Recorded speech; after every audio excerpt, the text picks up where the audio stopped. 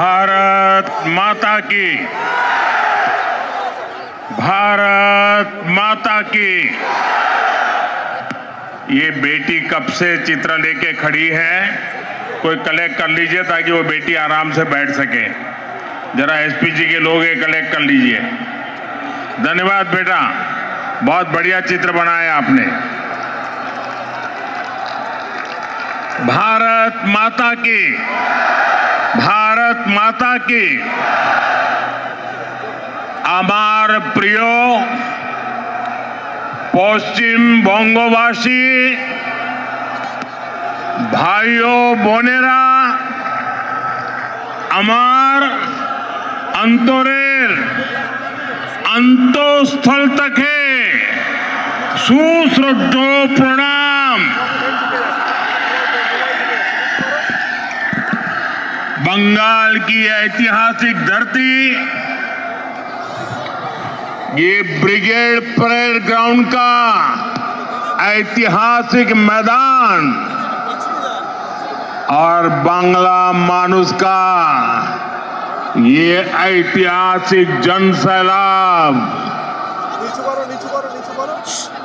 जहां जहां मेरी नजर पहुंच रही है लोग ही लोग नजर आ रहे हैं। ये अद्भुत दृश्य है। ये आपका उत्साह, ये आपका जोश, बंगाल क्या सोच रहा है, बंगाल के मन में क्या चल रहा है, अगर किसी को देखना है तो जरा ये तस्वीर देख ले।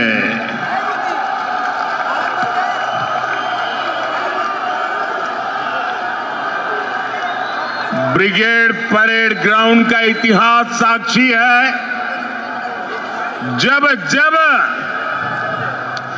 बंगाल देश को दिशा देता है,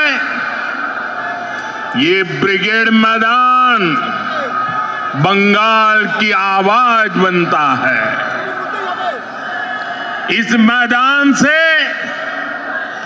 अंग्रेजी हुकूमत के खिलाफ उठी आवाज, और वो आवाज हिंदुस्तान में क्रांति बन गई थी। और उसका नतीजा क्या हुआ? अंग्रेजों के अत्याचार और लूट का खात्मा हुआ। आज एक बार फिर ब्रिगेड ग्राउंड से नए बंगाल की क्रांति का बिगुल बज गया है।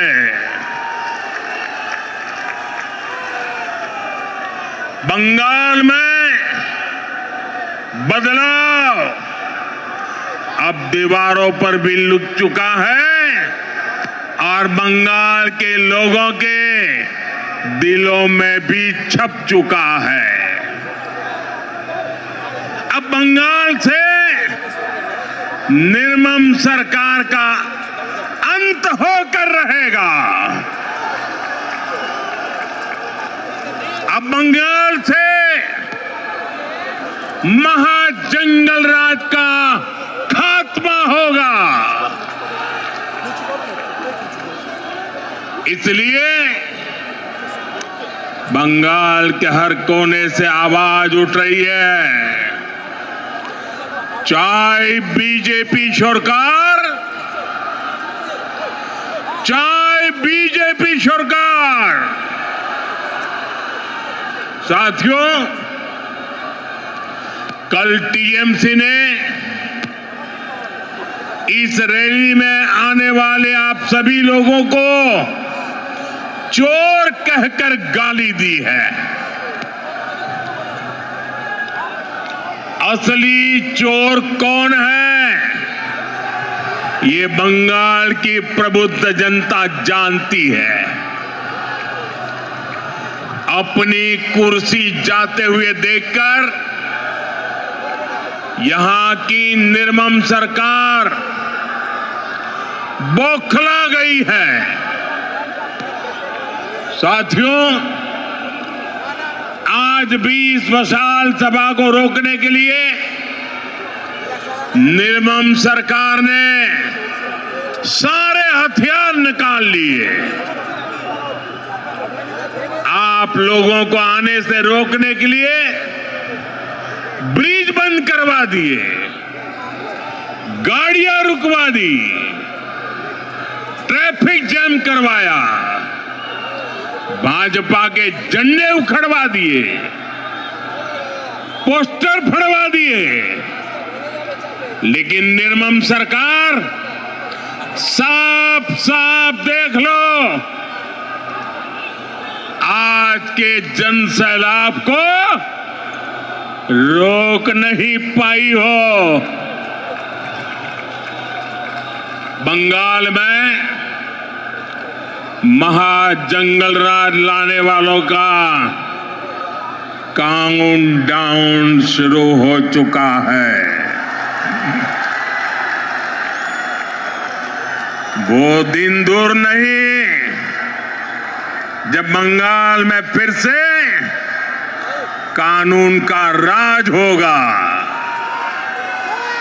जो कानून तोड़ेगा, जो अत्याचार करेगा,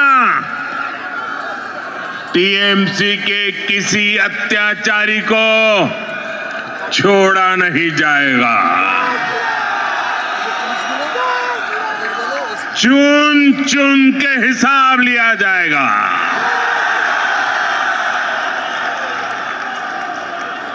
भाइयों बहनों, यहां की निर्मम सरकार चाहे अब जितना जोर लगा ले, परिवर्तन की इस आंधी को अब निर्मम सरकार रोक नहीं पाएगी। भाजपा के साथ, एनडीए के साथ महिषासुर मर्दिनी का आशीर्वाद है। श्री रामकृष्ण परमहंस, स्वामी विवेकानंद, नेताजी सुभाष चंद्र बोस, ऋषि बंकिम चंद्र, गुरुदेव रविंद्रनाथ टैगोर, ईश्वर चंद विद्यासागर,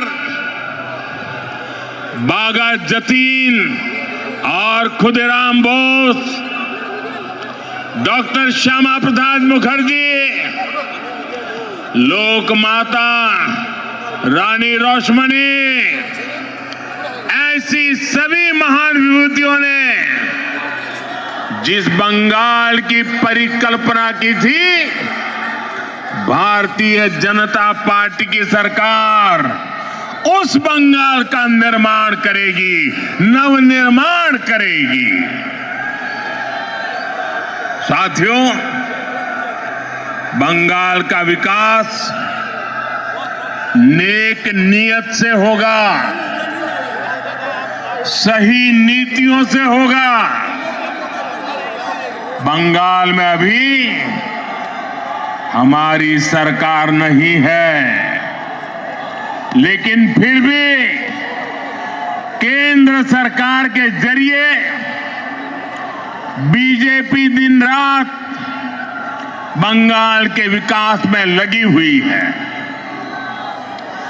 आज भी अभी मैंने 18,000 करोड़ रुपए 18,000 करोड़ रुपए से अधिक की परियोजनाओं का उद्घाटन और शिलान्यास किया है। अभी 18,000 करोड़। कितना 18,000 करोड़। कितना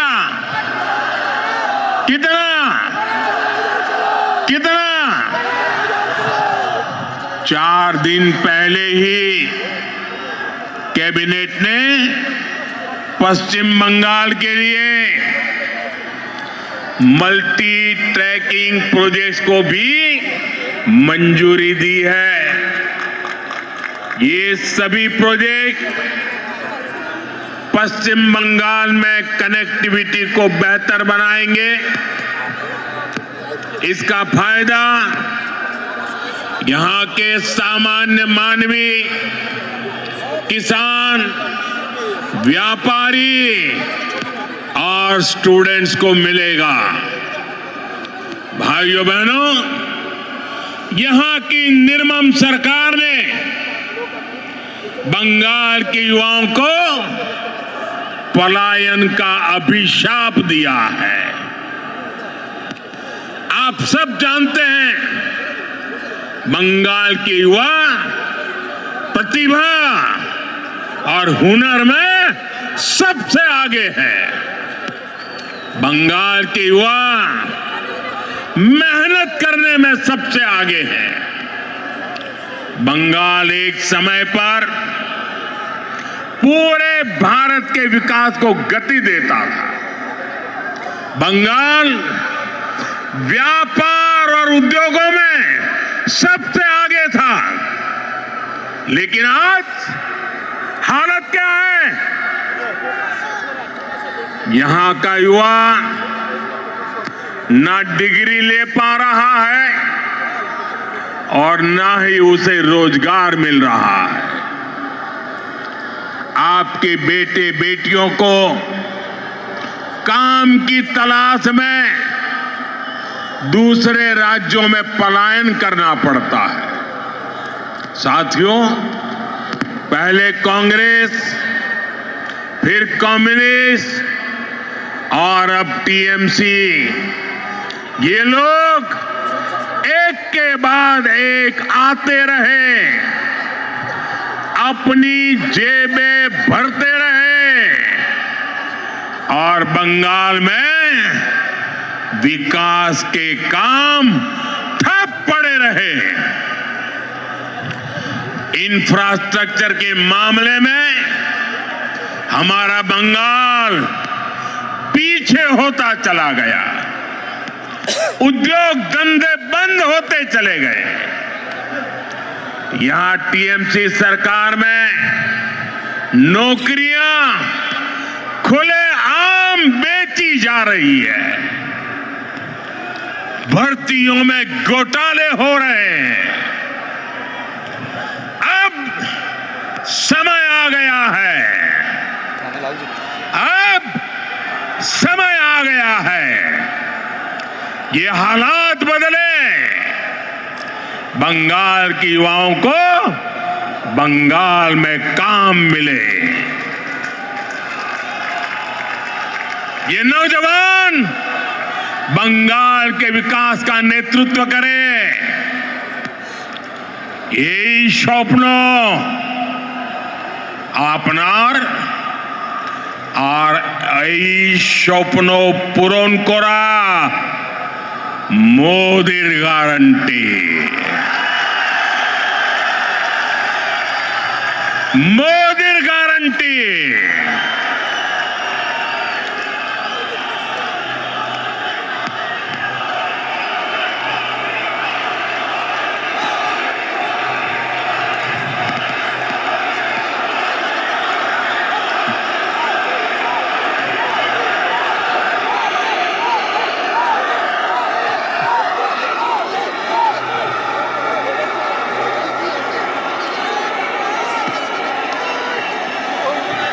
साथियों, टीएमसी सरकार का एक ही एजेंडा है। ये टीएमसी वाले न खुद काम करेंगे न करने देंगे। जब तक इनको अपना कट मनी नहीं मिल जाता, ये किसी भी योजना को गांव गरीब तक नहीं पहुंचने देते। इसलिए टीएमसी सरकार केंद्र की योजनाओं को रोक कर रखती है। आप देखिए, हम कारीगरों और कामगारों को आगे बढ़ाने के लिए पीएम विश्वकर्मा योजना चला रहे हैं। हमारे कुम्हार, लोहार, बढ़ई ऐसे हुनरमंद लोगों को इसका लाभ मिल रहा है, लेकिन निर्मम सरकार ने बंगाल में योजना पर ब्रेक लगा रखी है। मुझे बताइए भाइयों, मेरे इन विश्वकर्मा भाइयों को भारत सरकार के पैसे पहुंचने चाहिए कि नहीं पहुंचने चाहिए? उनको मदद मिलनी चाहिए कि नहीं मिलनी चाहिए? उनका भविष्य उज्जवल होना चाहिए कि नहीं होना चाहिए? केंद्र सरकार पैसे दे रही है, बंगाल को कुछ नहीं करना है, लेकिन उसके बावजूद भी ये विश्वकर्मा समाज के मेरे छोटे छोटे भाई बहनों को उसे वंचित रखा जाता है। साथियों, देशवासियों को मुफ्त बिजली देने के लिए हमने पीएम सूर्यघर मुफ्त बिजली योजना शुरू की है। केंद्र की भाजपा सरकार इसके लिए हर लाभार्थी को 75 से 80 हजार रुपया देती है। आपको, बंगाल के मेरे भाई बहनों को, हर परिवार को मोदी सरकार 75 से 80 हजार रुपया देती है। जो लाभार्थी पीएम सूर्यघर मुफ्त बिजली योजना से जुड़ता है, उसके घर का बिजली बिल 0 हो जाता है। लेकिन बंगाल सरकार इसे भी लागू नहीं होने दे रही। आप मुझे बताइए, आपका बिजली बिल 0 होना चाहिए कि नहीं? बिजली बिल 0 करने के लिए मोदी की मदद मिलनी चाहिए कि नहीं मिलनी चाहिए? जो इसे रोकते हैं वो आपके दुश्मन है कि नहीं है? बंगाल के दुश्मन है कि नहीं है? हर परिवार के दुश्मन है कि नहीं है? साथियों, बंगाल के विकास में चाय बागानों और उनमें काम करने वाले श्रमिकों की बड़ी भूमिका है। लेकिन चाय बागानों के श्रमिकों को पीएम चाय श्रमिक प्रोत्साहन योजना का लाभ नहीं मिल रहा है।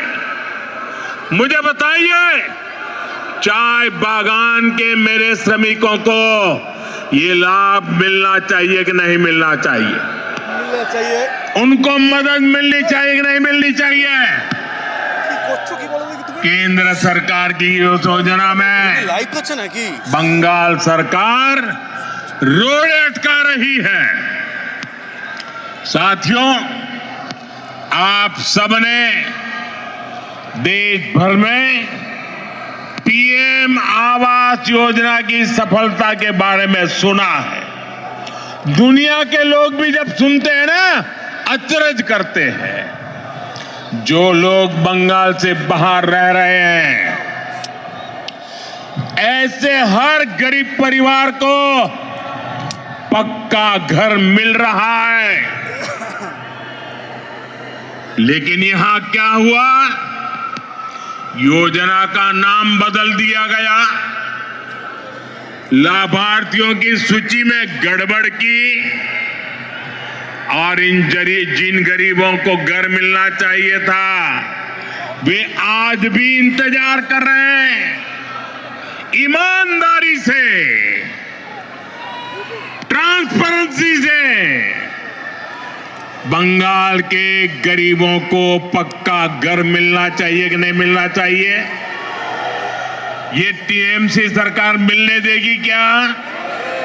ये निर्मम सरकार मिलने देगी क्या? ये सरकार जानी चाहिए कि नहीं जानी चाहिए? गरीबों को घर मिलना चाहिए कि नहीं मिलना चाहिए?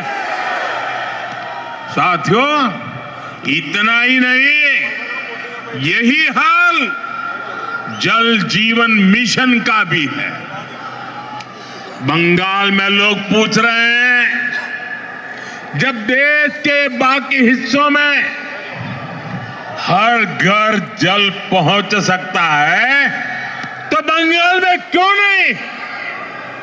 भाइयों बहनों, केवल बिजली, पानी, सड़क और घर इसकी बात नहीं है। ये टीएमसी सरकार अपनी स्वार्थी राजनीति की वजह से आयुष्मान योजना को लागू नहीं कर रही है। देश के करोड़ों लोग इस योजना के तहत 5 लाख रुपए तक के मुफ्त इलाज का लाभ उठा रहे हैं। मुझे बताइए, गरीबों को बीमारी में 5 लाख रुपए तक की मदद पहुंचनी चाहिए कि नहीं पहुंचनी चाहिए? मोदी दे रहा है, मिलनी चाहिए कि नहीं मिलनी चाहिए? ये टीएमसी सरकार बीमार लोगों की भी दुश्मन है कि नहीं है? अत्याचारी है कि नहीं है? लेकिन बंगाल के गरीब परिवारों को 5 लाख रुपया वाली आयुष्मान योजना से भी, उस अधिकार से भी वंचित रखा गया है। साथियों, आज बंगाल के किसान की हालत भी किसी से छिपी नहीं है। मुझे बताया गया है कि 2-3 दिन पहले ही चंद्रकोना में हमारे एक आलू किसान ने खुदकुशी कर ली है, आत्महत्या कर ली है। पश्चिमी मिदनापुर से हुगली और बर्दवान तक किसानों से झूठे वायदे और सरकारी खरीद में घोटाला ही ये टीएमसी सरकार की पहचान बन गया है। टीएमसी के कट, कमीशन और करप्शन के कारण गंदी राजनीति के लिए किसानों की जिंदगी से, गरीबों और मध्यम वर्ग की जिंदगी से, माताओं बहनों की सुरक्षा से खिलवाड़ किया जा रहा है। इसलिए टीएमसी जाएगी तो हर गरीब को पक्का घर मिलेगा। गरीब को पक्का घर मिलना चाहिए कि नहीं मिलना चाहिए? मिलना चाहिए कि नहीं मिलना चाहिए? ये मोदी की गारंटी है। हर गरीब परिवार को बता देना, जैसे ही टीएमसी की सरकार जाएगी, गरीबों का पक्का घर बनना शुरू हो जाएगा। टीएमसी जाएगी तो हर घर साफ जल पहुंचेगा। टीएमसी जाएगी तो हर गरीब को मुफ्त इलाज मिलेगा। टीएमसी जाएगी तो कारीगरों को नए अवसर मिलेंगे। टीएमसी जाएगी तभी बंगाल में सुशासन आएगा। साथियों, हमारे बंगाल ने आजादी के बाद विभाजन सहा, विभाजन की आग देखी, मजहबी दंगे देखे, बाद के दशकों में अस्थिरता देखी, घुसपैठ का दौर देखा, रक्तपात सहा। इस सब की सबसे बड़ी भुक्तभोगी अगर कोई थी तो बंगाल की माताएं, बहनें, बेटियां, बंगाल की महिलाएं थी। लेप की सरकार में अपहरण, हत्या, बलात्कार का वह दौर कोई नहीं भूल सकता। इसलिए बंगाल के आप लोग लेप को हटाकर बड़ी आशा के साथ टीएमसी को लेकर आए। आपने टीएमसी पर भरोसा किया, लेकिन टीएमसी ने लेप के गुंडों और माफियाओं को ही अपनी पार्टी में भर्ती कर लिया। आज बंगाल में अपराधियों को खुली छूट है। आए दिन बहन बेटियों के खिलाफ दिल दहलाने वाले अपराध होते हैं। बंगाल का कोई इलाका ऐसी घटनाओं से अछूता नहीं है। आप याद करिए, कॉलेज परिसर में दुष्कर्म की घटना, नाबालिग बेटियों से दुष्कर्म के मामले, टीएमसी कार्यालय में महिला से बलात्कार, 7-8 साल की बच्चियों से बलात्कार के खौफनाक कुकृत्य, कहीं आदिवासी बेटी के साथ दुष्कर्म, ऐसे ज्यादातर मामलों में अपराधी कोई न कोई टीएमसी का नेता होता है या टीएमसी से जुड़ा होता है। साथियों, यहां निर्मम सरकार खुलेआम बलात्कारियों को संरक्षण देती है। अपराधियों को बचाने की पूरी कोशिश की जाती है। आप मुझे बताइए, अपराधियों को बचाया जाता कि नहीं बचाया जाता? बलात्कारियों को बचाया जाता कि नहीं बचाया जाता? संदेश खाली की वो तस्वीरें और टीएमसी का रवैया, आरजीकर अस्पताल की उस बेटी के साथ हुई दरिंदगी, बंगाल के लोग भूले नहीं हैं। टीएमसी कैसे खुलेआम अपराधियों के साथ खड़ी नजर आती थी।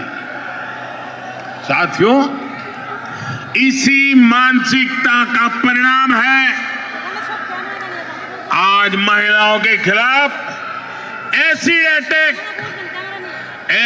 अटैक जैसे घिनौने अपराध इतने ज्यादा मात्रा में पश्चिम बंगाल में हो रहे हैं।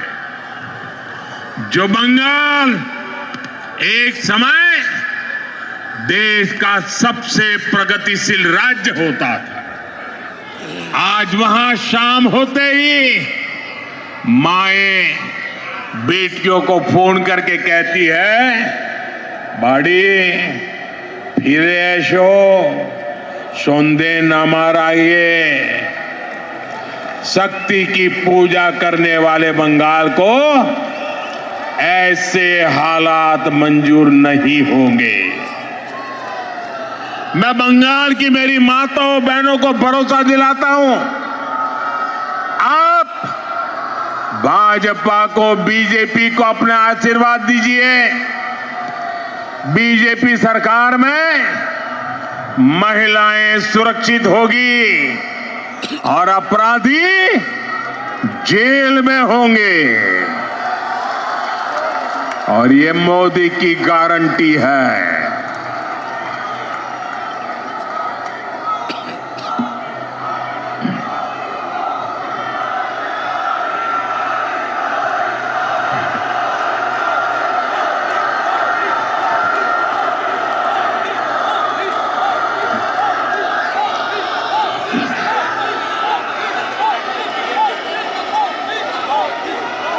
साथियों, टीएमसी सरकार गुंडों और अपराधियों की बैसाखी पर चलती है।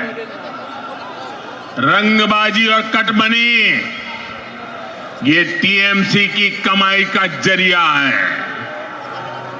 ये लोग जानते हैं जिस दिन बंगाल के लोग खुलकर सामने आ गए, टीएमसी की विदाई पक्की है। और मैं दृश्य देख करके कह सकता हूं, अब टीएमसी को बचाने वाला कोई नहीं बचा है।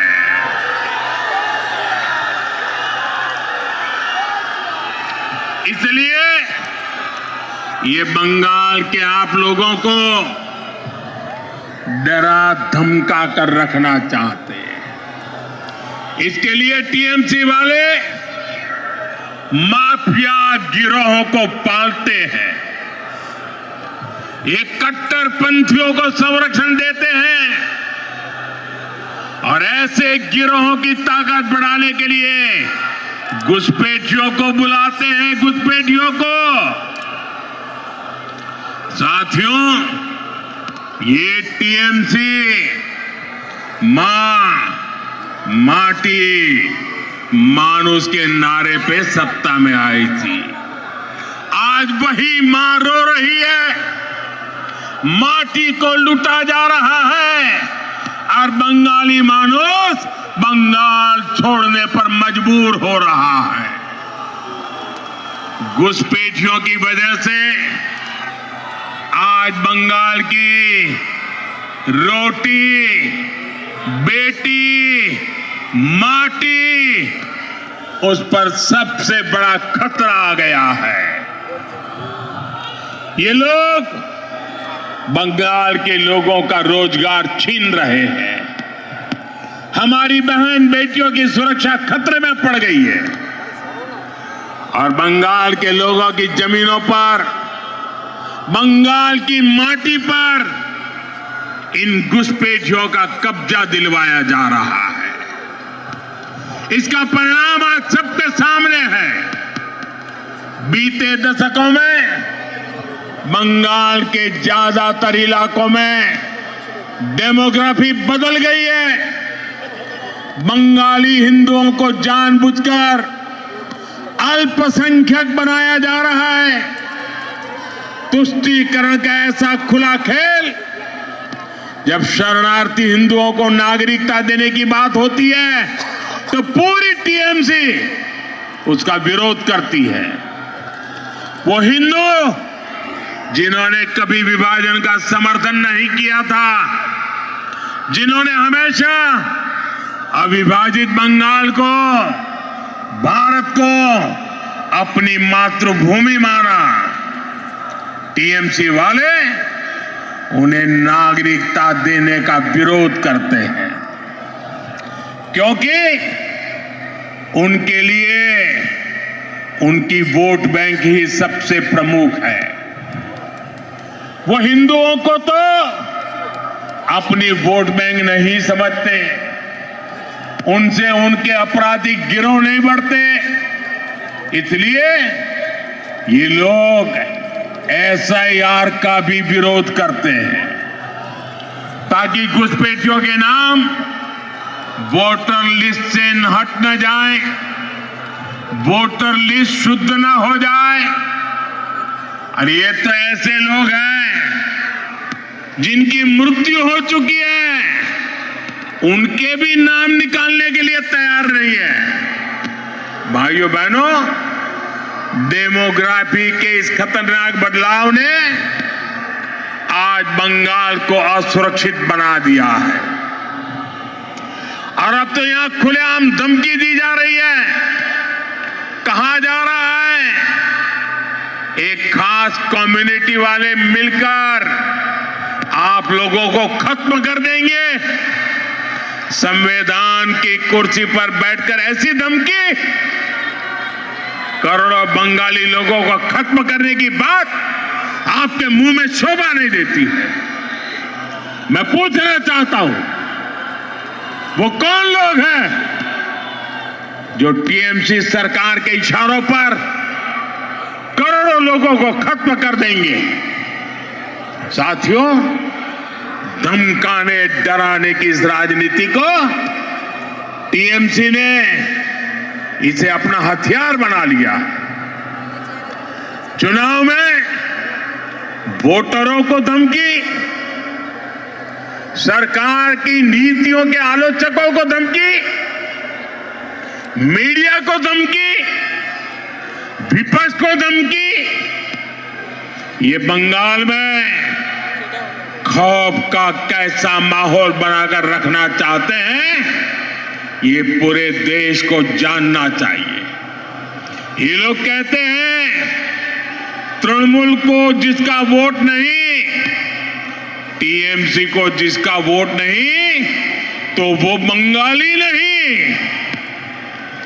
तृणमूल को वोट नहीं तो सरकार योजना का उसे लाभ नहीं। तृणमूल को वोट नहीं तो घरों में बिजली पानी नहीं। टीएमसी सिंडिकेट के जरिए नहीं जाओगे तो कोई सप्लाई नहीं। लेकिन साथियों, मैं टीएमसी को याद दिलाना चाहता हूं, टीएमसी की गुंडागर्दी के दिन अब खत्म होने जा रहे हैं।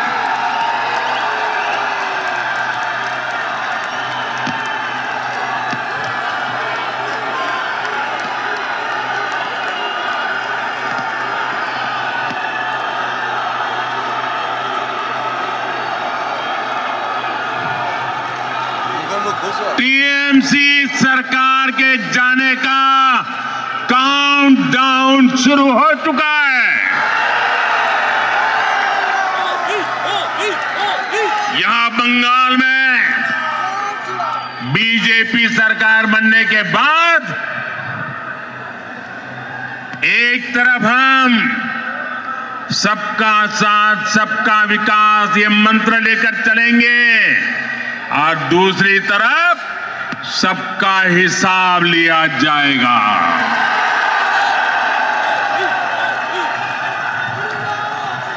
टीएमसी को वो गुंडों, ये टीएमसी के वो गुंडे जो आपको डराते हैं, बीजेपी सरकार में उनके डर भरे दिन शुरू होना तय है। बीजेपी सरकार में खौफ हर अपराधी को होगा, खौफ हर घुसपैठियों को होगा, खौफ तुष्टीकरण की राजनीति करने वालों को होगा, क्योंकि कानून अपना काम करेगा, कानून का राज आएगा। ऐसे लोगों को मुंह छिपाने की जगह नहीं मिलेगी। ऐसे अपराधियों को सिर्फ एक ही जगह होगी, एक ही जगह होगी, जेल, जेल, जेल। साथियों, बंगाल की निर्मम सरकार में आज सबसे ज्यादा प्रताड़ित यहां का दलित, आदिवासी और हमारे गरीब भाई बहन है। आदिवासी समाज के साथ कैसा अन्याय होता है ये किसी से छिपा नहीं है, लेकिन अब तो टीएमसी सरकार इन्होंने सभी सीमाएं लांघ दी है। आप देखिए, अभी कुछ दिन पहले हमारे देश की महामहिम राष्ट्रपति, आदिवासी समाज की बेटी आदरणीय द्रौपदी मुर्मू जी बंगाल आई थी। उन्हें संथाल आदिवासी परंपरा के पावन उत्सव में शामिल होना था, लेकिन अहंकार में डूबी इस निर्मम सरकार ने न केवल उस कार्यक्रम का बहिष्कार किया, बल्कि उसे पूरी तरह बदइंतजामी के हवाले कर दिया, क्योंकि एक आदिवासी बेटी इतने बड़े पद पर है, टीएमसी वालों को उनका सम्मान मंजूर नहीं हुआ। द्रौपदी मुर्मू जी, जो हमेशा अपनी सरलता के लिए जानी जाती है, उन्हें खुद बड़े दुखी मन से खेद व्यक्त करना पड़ा। भारत के राष्ट्रपति को अपनी तकलीफ बतानी पड़ी। टीएमसी वालों को ये याद रखना पड़ेगा, उन्होंने केवल द्रौपदी मुर्मू जी का अपमान नहीं किया है, उन्होंने करोड़ों आदिवासियों का अपमान किया है, उन्होंने करोड़ों महिलाओं के सम्मान को ठेस पहुंचाई है, उन्होंने देश के सर्वोच्च पद की गरिमा को ठेस पहुंचाई है, इन्होंने भारत के संविधान का अपमान किया है, इन्होंने बाबा साहब आंबेडकर का अपमान किया है। और इसका जवाब बंगाल के लोगों से टीएमसी को मिलने वाला है, निर्मम सरकार को मिलने वाला है। साथियों, टीएमसी सरकार ने बंगाल को पूरी तरह से अराजकता के हवाले कर दिया है। संवैधानिक व्यवस्थाओं पर आए हर दिन हमले करने के वो रास्ते खोजते रहते, हमले करते रहते। पिछले कुछ महीनों में आपने देखा है, जब भी चुनाव आयोग निष्पक्ष चुनाव सुनिश्चित करने के लिए कदम उठाता है, मतदाता सूची की शुद्धि की कोशिश करता है, तब टीएमसी उसके खिलाफ हमला करने लगती है।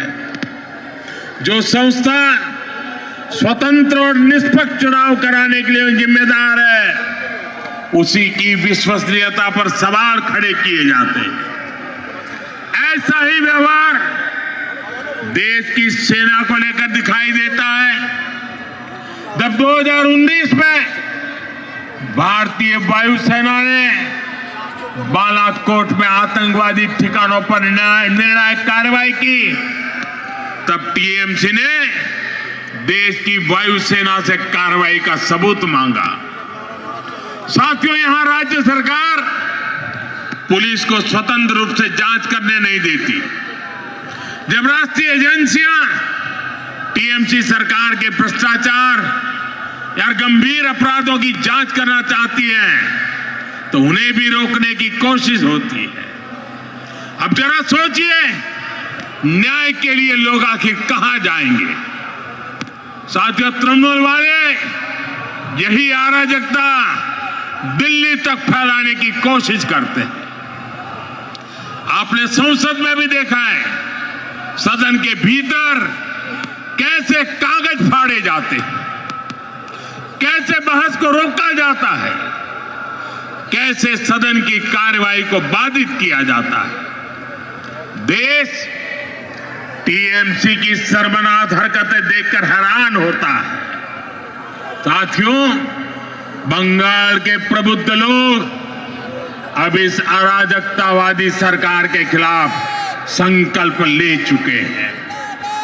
इस अराजक सरकार को उखाड़ फेंकने का काम इसी धरती के लोग करने वाले हैं। साथियों, आज यहां जो जनसैलाब उमड़ा है, ये पश्चिम बंगाल की जागती हुई चेतना है। ये उस बदलाव की आहट है जिसका इंतजार वर्षों से किया जा रहा है। पश्चिम बंगाल में दार्जिलिंग की पहाड़ियों से लेकर सुंदरबन के द्वीपों तक, उत्तर बंगाल के चाय बागानों से लेकर कोलकाता की गलियों तक, आज हर जगह पर एक ही चर्चा है, बदलाव चाहिए और ये बदलाव अब होकर रहेगा। साथियों, बंगाल की आत्मा कभी हार मानने वाली नहीं है। बंगाल का नौजवान कभी हार मानने वाला नहीं है। बंगाल की बेटियां कभी हार मानने वाली नहीं है। बंगाल का किसान कभी हार मानने वाला नहीं है। जब जब इस भूमि के सामने चुनौतियां आई है, तब तब यहां की जनता ने साहस के साथ उनका सामना किया है। गुरुदेव रविन्द्रनाथ ठाकुर ने भी हमें संदेश दिया है। उन्होंने कहा था, विपदे मोरे रक्षा करो, ये नोहे मोर प्रार्थना विपदे आमी ना जाए जेनो कोरी भय।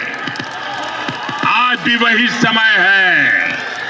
कुछ लोग आपको डराने की कोशिश करेंगे, कुछ लोग कहेंगे कि बदलाव संभव नहीं है, लेकिन याद कर रहिए और याद जरूर रखें, जब जनता ठान लेती है तो कोई भी ताकत उसे रोक नहीं सकती।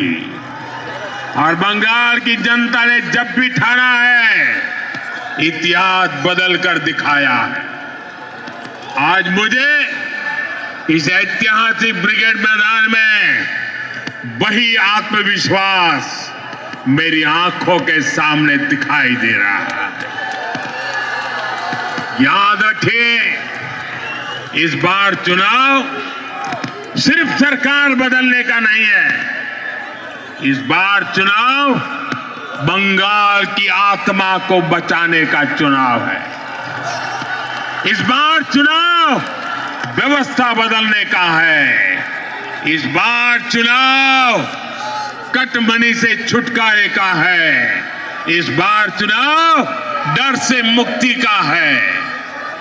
मैं आने वाले परिवर्तन के लिए मेरे बंगाल के भाइयों बहनों को बहुत बहुत शुभकामनाएं देता हूं। मेरे साथ बोलिए,